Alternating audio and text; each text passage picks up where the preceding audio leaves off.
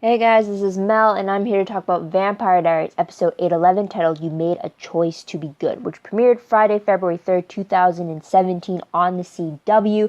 It has ended pretty much 20 minutes ago for me. So before I really get started, a huge spoiler alert. I'm telling you right now, go watch the episode first because I am going to be spoiling the hell out of it, and you really will not get the emotional impact I am feeling until you see the episode first. So with that said, as well as on my regular video reminders that you can see on screen, let's just start with the 10-minute clock because seriously guys, what the hell just happened? I mean, 20 minutes already for me, and I still do not. Those last 5 minutes ruined me. Like, seriously. My eyes were welling up. I couldn't believe it. Like, I did not see that coming, and that terrifies me because with it only being the 5 episodes left after this one, it's just like they're really going there. But anyways, let's get right to the segment. So what happened? That's a huge question right now. But first off, episode title comes from Elena to Stefan in episode 120 when they're at the quarry where he's contemplating just letting it all end there for him. Like, you remember the scene, guys. But anyways, timeline-wise, though, I'm thinking it's the day after the previous episode since Stefan is now locked up. But Matt made it clear that it's the end of Founders Week, and the pageant was considered part of Founders Week, so it's really still within the same week for the last 2-3 episodes now.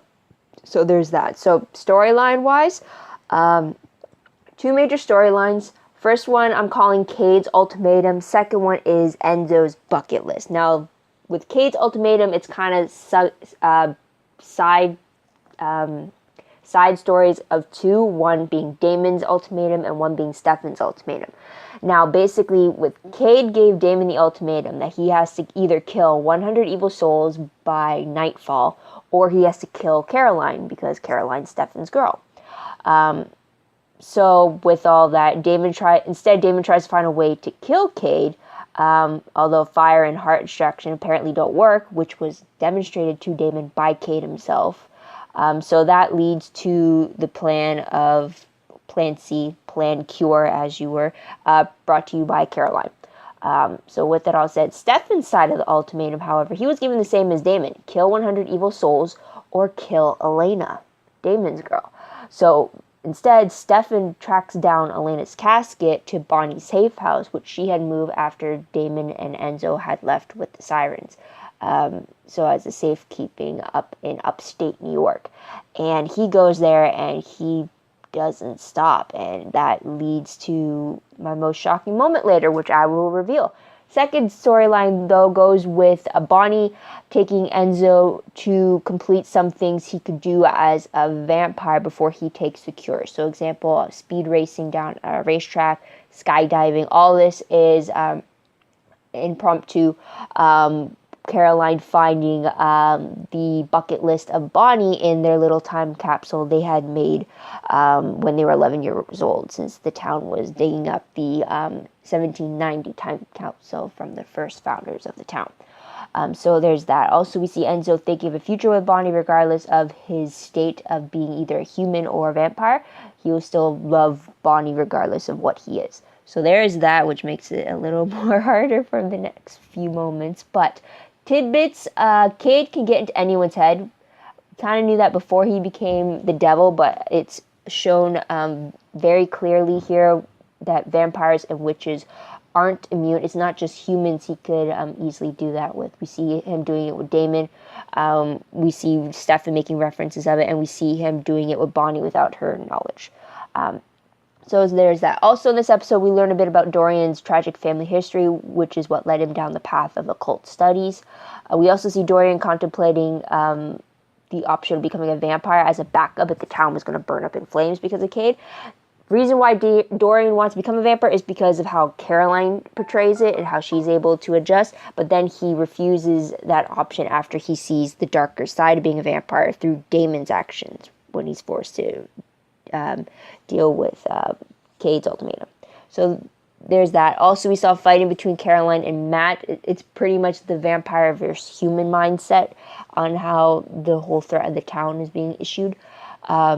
So there's that as well. And also we find Dorian trying to decode the Maxwell Journal with a relic that was taken from the 1790 time capsule. The relic kind of reminds you of like some super secret spy or super old school spy device when trying to encrypt messages, handwritten messages and stuff like that. So moving on to the most shocking moment of the episode, guys, and that's literally in the last few moments of the episode, most heartbreaking ever, is that not only do we get Stefan killing Enzo by ripping out his heart, but then we get a retaliation of Bonnie injecting Stefan with the cure she had just taken out of Elena's body. So not only do we have a dead Enzo, but we're going to have a dead Stefan if someone takes the cure out of him. And that was just all one right after the other, especially after they already had a plan of how they were going to use the cure. So I'm just blown away by that, considering why it's my most shocking. But let's move on. I'll talk about those later, though. But let's move on to my three favorite moments of the episode. First one has to be Caroline's cure plan. I love it. I definitely didn't occur to me, but it makes sense. Since they're dealing with Cade, who is immortal, who can't be killed, Caroline brings up the option of why not using the cure. The way she set it up is pretty much like how they were dealing with Silas. Silas was a psychic before he became an immortal who had to deal with blood. So the only way that he stopped being a threat was when he was human again, essentially. And so that's pretty much where they got the idea of the cure from, since that is what they did with Silas. So they were saying that, okay, you inject Cade with the cure, he has it, have Enzo take the cure from Cade, and then 4,000 years worth of time and aging will catch up to Cade, instantly killing him. Kind of like what Silas would have gone through, what we saw happen with Catherine when she had to deal with 500 years worth of time catching up to her.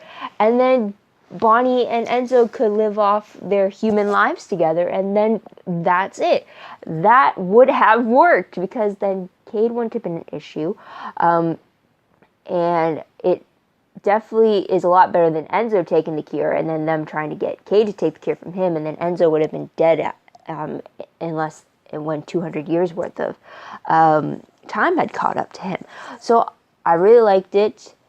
I'm surprised it hasn't been brought up before, and then when it was brought up, I'm surprised that it didn't click to me how very similar Cade and Silas were in regards to the whole psychic thing between them, how the immortality grew on their psychic abilities, so all that stuff. So that's why it's my favorite moment, because it's the plan, if it was executed the way it was planned, would have been perfect. So there's that. Another favorite moment has to be for me the time that Enzo and Bonnie had together. Not only on the whole bucket list road trip that they had, but just to see them planning what their future could have been like. If I could have forgotten the last 5 minutes of... If I could forget everything that happened after Enzo was expelled from the house, I would be completely fine, and Bonnie and Enzo would have had like the best, happiest, I guess you could say, moments for the episode. But then that kind of would be more of a filler thing, because we don't usually see happy times on a show unless they're connected to something or they're going to turn off horribly wrong afterwards. But I'm glad that we got to see them very happy together, and that should have been my first clue that something was going to be wrong. But I'm glad that we got to see it, though, and I wish it could have continued. Because Bonnie just grieving and shouting in horror while she held Enzo's body at the end was truly heartbreaking. And she said it herself, she's always sacrificing her own happiness for the greater good of her friends or for the world. And for once she thought she can get something for herself, and that's her happy ending with Enzo. And even now, she won't get it now. So that's truly heartbreaking. For once, I wish Bonnie didn't have to sacrifice her own self to the supernatural problem. Last favorite moment for me has to be the intense conversation battle between Damon and Stefan as they're racing to the location. To be fair, Stefan's racing to the actual location of Elena, while Damon was only going to the place he thought Elena was. But I really like the intensity behind it. I really like how Damon was trying to convince Stefan of not killing Elena, that she's important, that to rethink all this, and just like, it really, it's, on one hand, it's so odd seeing the essentially the good Damon trying to stop the bad Stefan from doing this big deed, when since from the very beginning we've always been used to the reverse. So it was very interesting to see these two sides clashing these two brothers clashing this way, and just to see how intense they got and just how passionate their viewpoint was. Even though it was heartbreaking to see it happen or see what the outcome became of that, but just to hear that raw energy between the two of them, that's what I liked about it. So let's move on to top 3 peeved moments. You already know, I hate the fact that Stefan killed Enzo, and I hate the fact that Bonnie injected Stefan with the cure. Yes, Bonnie did it to save herself in the moment. Kudos for that. But when they finally start calming down, they're gonna think, oh fuck, we just screwed this up so much. And now the plan's gone sideways, because now in order for them to stop Cade, they're going to have to sacrifice Stefan, which Damon and Caroline are probably not going to do, even though Bonnie is probably going to say, go right ahead, you killed Enzo, I don't care for you anymore. And then Stefan just killing Enzo, after Enzo has tried to help Stefan many times before. I hate it. I wish we got to see Enzo to at least the finale. I mean, that's like, or at least have that epilogue of where it was like, they had a happy ending, or they had more time than the 3 years they got together. And then I kept thinking, if he was going to kill Bonnie, then that means Elena was going to wake up, and then that means Elena's going to be waking up in a situation where she has no idea that she's dealing with a Ripper Stefan, who's hell-bent on killing her, and it's like, she's going to be dead before she even starts realizing what's happening to her. And that's like, oh, it was so crazy in those last few moments, guys. Again, still reeling from it. It's like, wow. All right, so what will I remember most when I look back on this episode? The fact that Enzo was killed, the fact that Stefan was hell-bent on killing Elena, the fact that Bonnie just cured Stefan of being human, which is kind of what he always wanted. But now he's going to have to deal with the consequences of all that he did as a Ripper, and also the fact that if anyone tried to take the cure from him, he's dead. And the fact that his fiance, who's kind of mad at him, is a vampire, so chances are he would have to be a vampire to be with her again, because there's no way she's going to take the cure, because then she takes the cure, then he's... I'm getting off topic. Wow, I was just supposed to state one moment. Anyways, let's go to random questions. First one, if Cade was showing Damon the ways that he can't be killed, my question is, was that actually happening in front of Damon, or was that all in Damon's head? Because if it was in Damon's head, what's there to say that what he saw was true? What if it was all in Damon's head? Cade could make it look like he isn't affected by his heart being ripped out. He could have Damon believe, by manipulating his mind, that he's not affected by being lit on fire. I mean, it's a huge difference if Cade was to show him all that while standing actually in front of Damon, as opposed to showing Damon all that while in his head. Because at the very end, Damon is shown opening his eyes all by himself. So either in that moment when Damon flashed to himself burning in hell, if that moment was all Cade needed to leave the area, or if he was truly in his head. So that's what I'm questioning. Was that demonstration actually done, or was it all in Damon's head and he just thinks that to be the truth? So that's the question. Second question. The shockwave that burst from Bonnie at the very end of the episode, does that not remind you of the shockwave that Cade had released moments before he died in years ago, shown in the 804 flashbacks? That shockwave was supposedly what had created the hell in the first place. And if that similarity is meant to be something, what does that mean then for Bonnie? Has Bonnie's status now changed? Is she now, I don't know, the devil S of hell? Is she on the same level as Cade? And now we got two immortal beings like themselves, who are going to fight each other, or like what?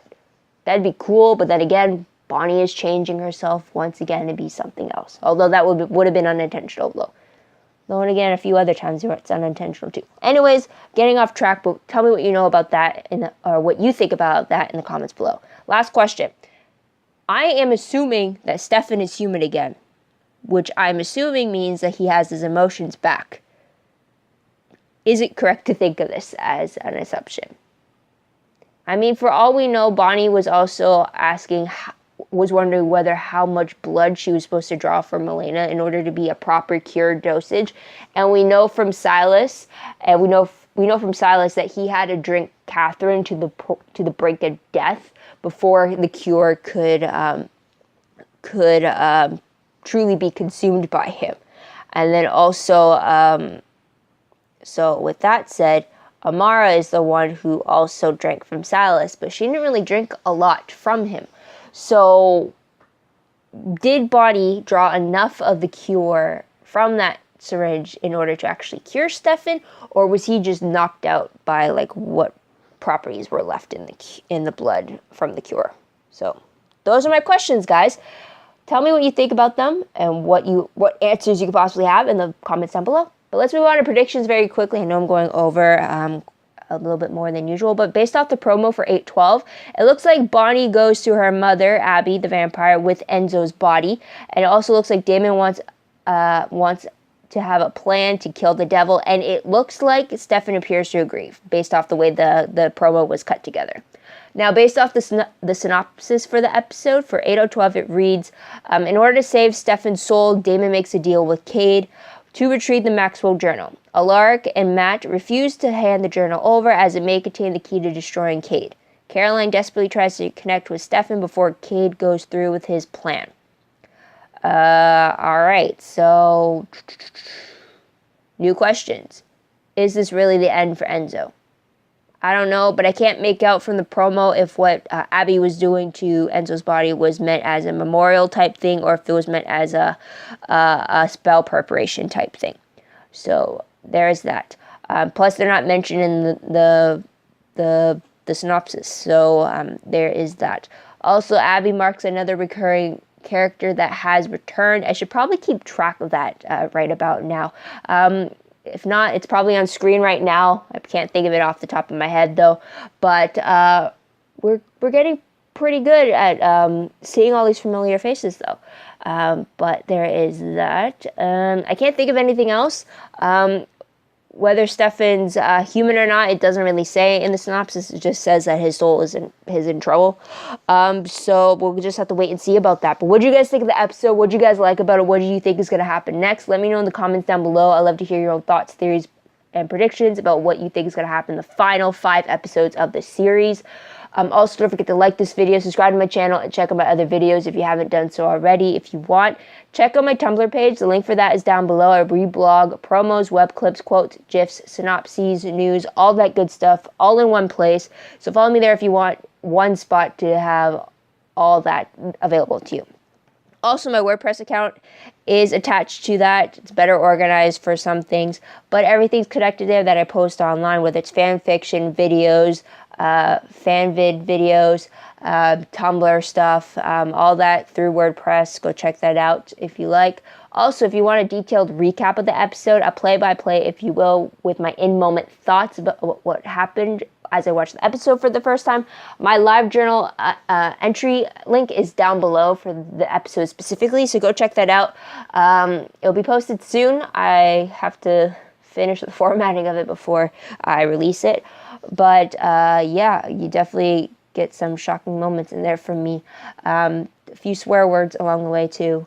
But yeah, so thank you guys for tuning in. I hope you come back next week to hear what I have to say about the next episode. But until then, guys, this is Mel. Wish you all a great day, great week wherever you are. Bye for now.